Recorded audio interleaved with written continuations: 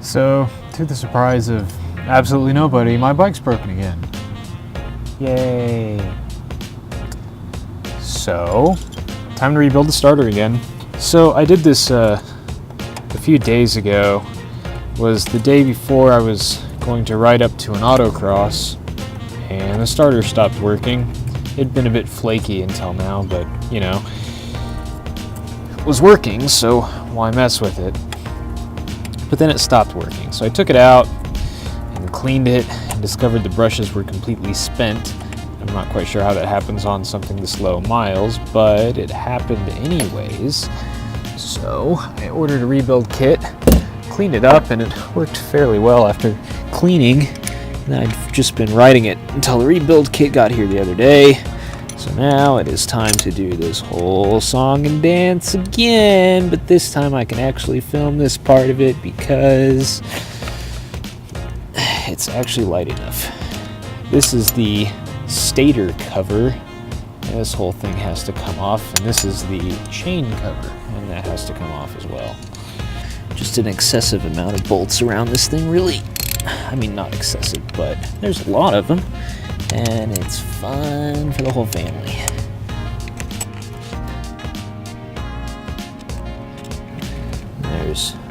I believe these are all 8mm. My socket is actually too rusty for me to tell. 8. Yep, these are all 8mm. To take this off, it was a big ass Allen head to take off the peg, and then a 10mm wrench takes off the shifter, and you are most definitely going to have to mess around with that shifter position when you take this back on here to get it back in a comfortable place, because it is variable. You can kind of put it back. You can put it back however you want, but there's really only one or two places that actually work properly for most people. But it's a good time to mess with it and figure out what you like best. Okay. Of course, it may say, I can now, but there's absolute hell of a rainstorm going on. But I'm ready for this.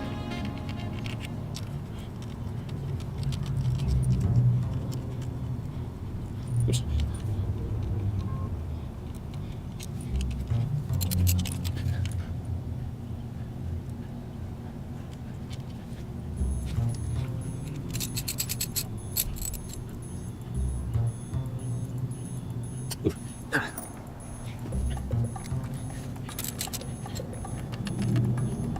And this is a wet area.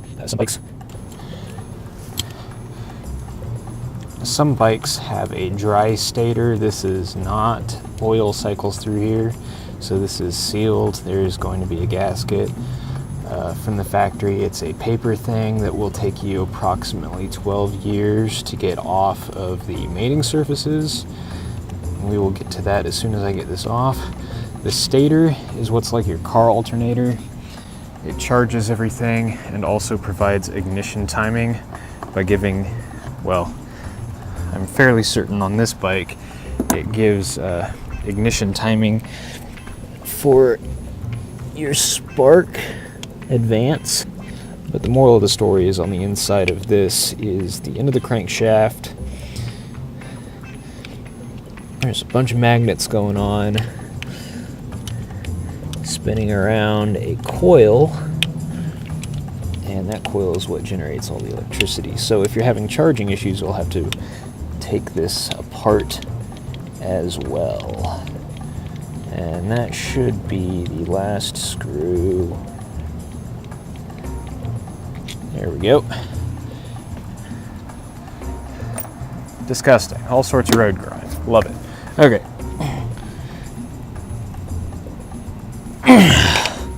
Wow.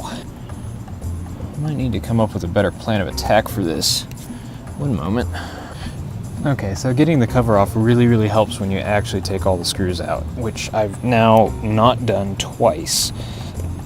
So let's see here. A little bit of wiggling, persuade that off, and then there is magnetism happening, and a little bit of oil is going to dribble out. Set that there. It's a big permanent magnet, and in here you can see is the stator coil. The only reason we actually had to take this off is because this sprocket here is going to fall off the end of the starter and drop down in there, and you're not going to be able to get it back out. So this is the starter gear. There's a one-way cog here. It's got clutches in it, so it'll only spin one way, so that the starter can spin the engine, but the engine doesn't continue spinning the starter once it has started up. So, wow, I might have used too much RTV when I sealed this up last time. My goodness. We'll get there later. You're probably going to want to get there before it gets dark, because there's going to be a lot of cleaning necessary to get the factory gasket off of here. That stuff is nasty. It was just baked on. It was pretty terrible. It took forever. I recommend a brass wire brush, probably. You don't want to scar the aluminum too much, but at the same time, you want to get all that gunk off there. So I used that in combination with some gasket dissolver, and that seemed to do the trick. And by do the trick, I mean it only took like an hour instead of 4 freaking hours.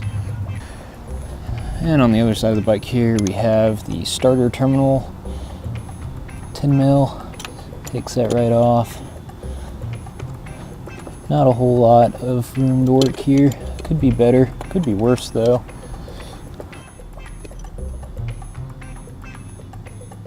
There we go. Make sure that you drop the washer down into the cavity there so that you can't find it again. Not that it matters, because the rebuild kit has that again, but still kind of nice to not go losing parts. So now there's 2 more 10 mils down here, and for those you need a deep socket. Harbor Freight sockets are the absolute best. And that just barely fits in there. And it's just two screws holding this in, and there's going to be a ground on the rearward one. I'm not sure if that is a factory thing or if all of them have it, but I'll just pull that out, move that out of the way. I can hear the autofocus going bonkers behind me for whatever reason. Wonder if that can keep its shit together for 5 seconds. Oops. Okay. And a lot of dirt and crud collects down in here, so that's always fun to deal with. So that's those 2 screws taken care of. And the positive terminal's off, and you'll want to push that out so you can get to it. So as far as actually getting this out goes, this is usually stuck in here a bit. The internet tells me I can just, there you go. Just hit the shaft and it'll pop right out. And then you come around the bike and you can wiggle it out underneath the carb, which is easier to come out than it is to put it back in. That's the starter out. And now you can go take it inside and rebuild this stupid thing. Okay, starter motor, okay. Which one is this? All right, this is 8s as well. Lots of 8 mils on this. So using what I know from taking this apart last time, I'm not going to, well, I might want to replace the seals, so I might want to pull everything apart. Ooh, I kind of tightened those down last time. But the most important part here is the brushes, so those are going to happen first. I'm not sure if actually I should see what all comes in this damn kit. But hey, you know what, we're taking this apart, so let's do that. And knowing what I know, I can just pull the brush half off without worrying, because there's only 2 brushes and it is really, really easy to locate everything back together. There we go. That seals garbage. There's the brushes just barely sticking out there. Pull brush assembly out. Cool. That bushing looks fine. Let's see what comes in this here kit. Bushings for the big end. I'm not going to be rebuilding the gearbox, nor replacing the bearing seal on the end here. I will keep these parts around in case I need them, but right now I don't want to tear this thing apart that much. I'm not having issues with the engagement, I don't think. Bearing. What bearing is this? Oh, this is the end cap bearing. It's a nice sealed unit there, but I believe these have to be pressed out. and I'm just here for the brushes. The brushes in these two main large seals, these appear to be identical. Interesting. And there's a new one of these as well. I guess I might as well replace that.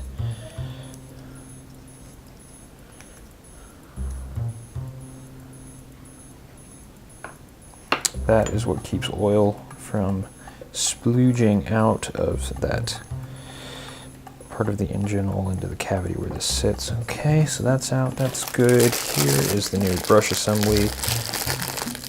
Oh, so shiny and not coming apart. Cool. There we go. Boy, I bet that was loud on camera. Oh my gosh. Okay, just compare how much brush material there is. Look at that. Oh my goodness. So just feed that through there. Sure that's all happy.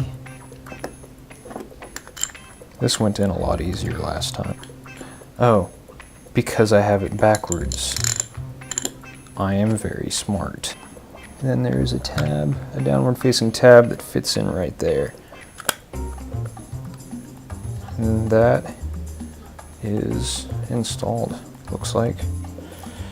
Alright, I'm just gonna screw that down, make sure that I get this thing all in the proper position, because you really need this to be isolated from the ground. Otherwise you get lots of sparks and a non-working starter motor, which is less than ideal. Okay. Stuff is falling out of here. Glorious. Just gonna make sure that's good and tight. And that is the German measurement, Guten tight. Alright, so then we've got this peg goes into that slot there, and that's kind of what locates it rotationally. And then it just fits right down in there. Alright. Just going to take that side off and replace this seal since it is a little bit munched up. There we go. And that is the new one. All nice and fitted in place. And then I can put this back in. And this is all keyed a specific way. Let's see. Where is the key? Oh, haha, I was not even close. Stay in there. There we go. Alright, try and keep this all from falling apart now. And where's my other new seal?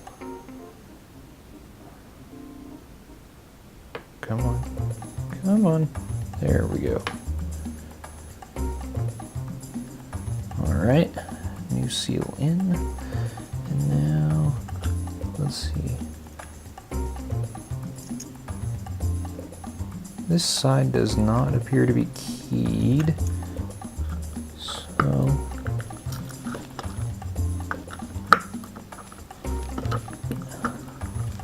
there. All right. Make sure these holes are aligned. They are. Okay. And then just drop these back through there. Easy peasy. Watch now the struggle as I try to stick this stupid thing back in here. Okay. So if I remember correctly, I have to, oh, hey. Well, so far, oh, nope, it's stuck. Okay.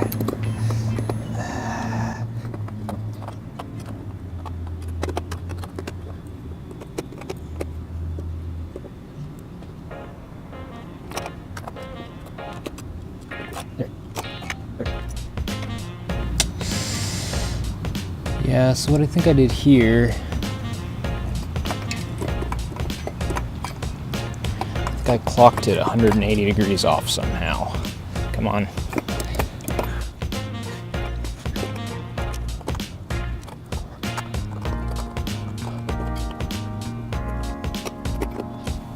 Okay, So these are going to come back off, maybe. Yeah, I think that was getting in my way. I'm pretty sure that's supposed to face up.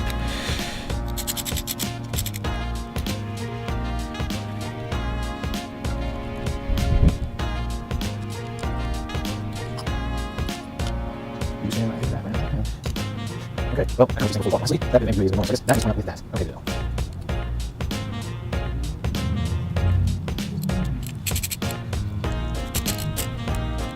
Okay, yeah, that goes.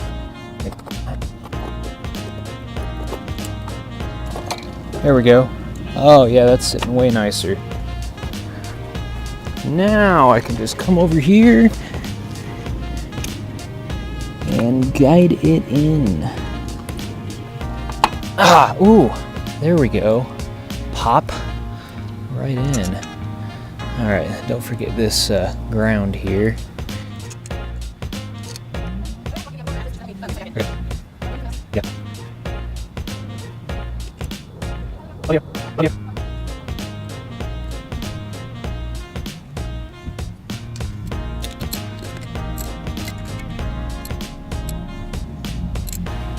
Okay. Something I won't understand is why they didn't just make the stupid starter cable a little bit longer, so I can actually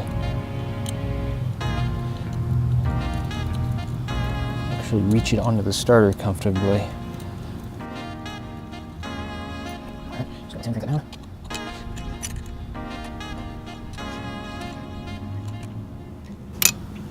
Alright, pull the boot back over it, and that is one installed starter. Alright, so now it's time to put this cover back on, and what I've got here is the right stuff. It is the correct stuff to use in this instance. You could buy a gasket, but honestly I've had better luck with this stuff than I have with gaskets in the past. It's pretty easy. Put it together, screw it out a little bit here. And you're just going to squeeze a bead all the way. Oops. You're going to squeeze a bead all the way around this on the inside, and you're going to want to go on the inside of the all the screw holes. Ooh.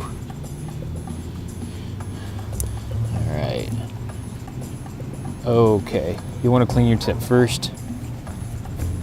Remember, kids, always clean your tip first.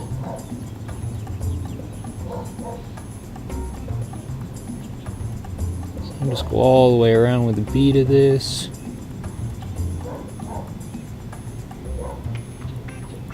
You will want to have steadier hands than I do.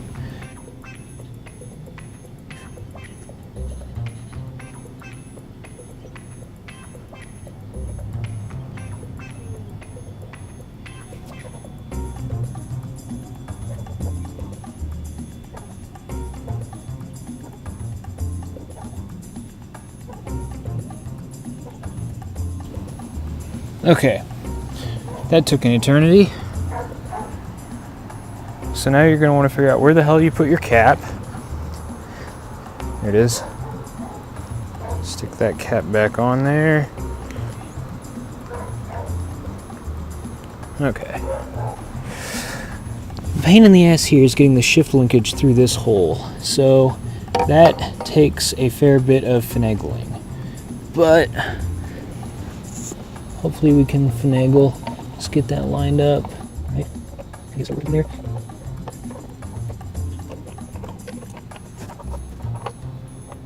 Hang on.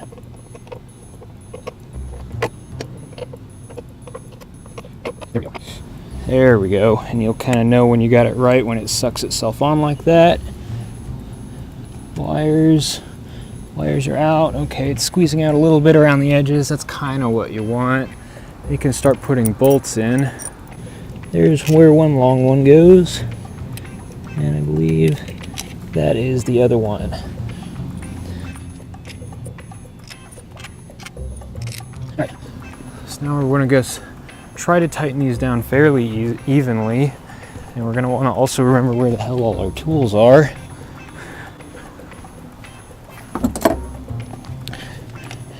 But just go by hand at first.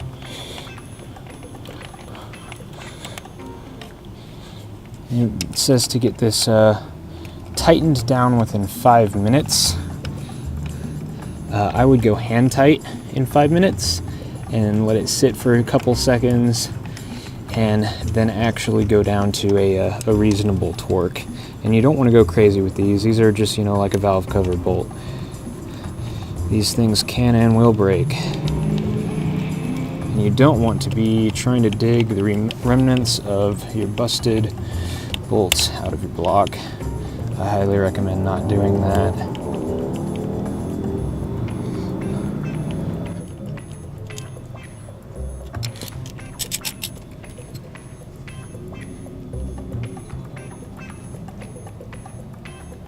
So her fingers.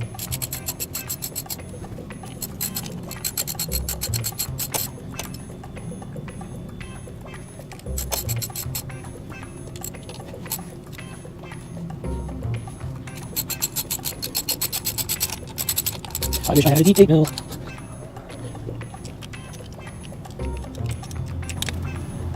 Alright, so once you're done getting those finger tight, stretch, give it a minute, and then you can go back around all the rest of it, tightening them down a little bit more to what you're actually going to want. There, that's pretty good. There we go. There we go.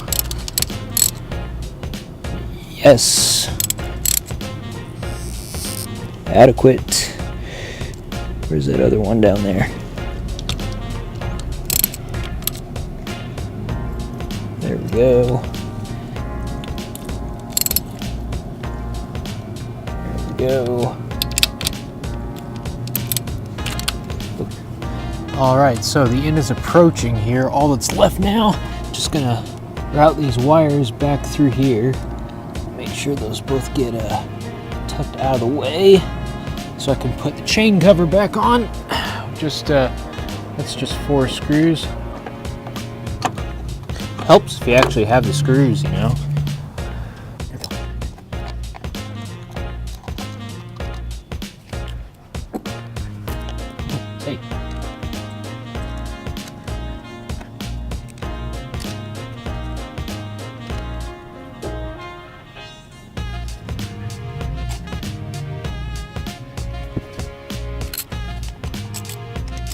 Remember, watch things here. So I don't want to too much. It's hard to do. Just nice enough.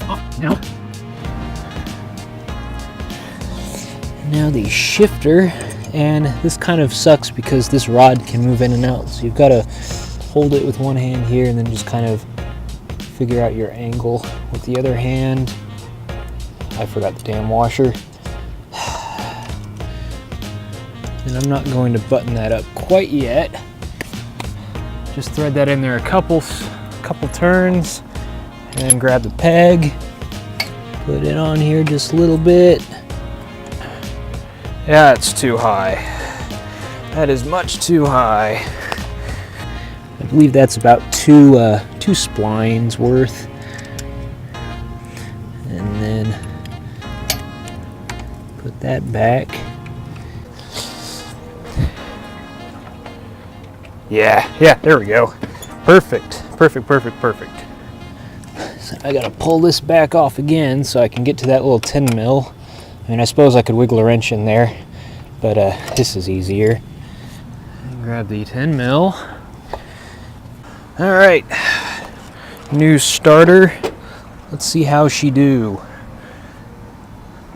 Let's see how the keys do as well. There we go.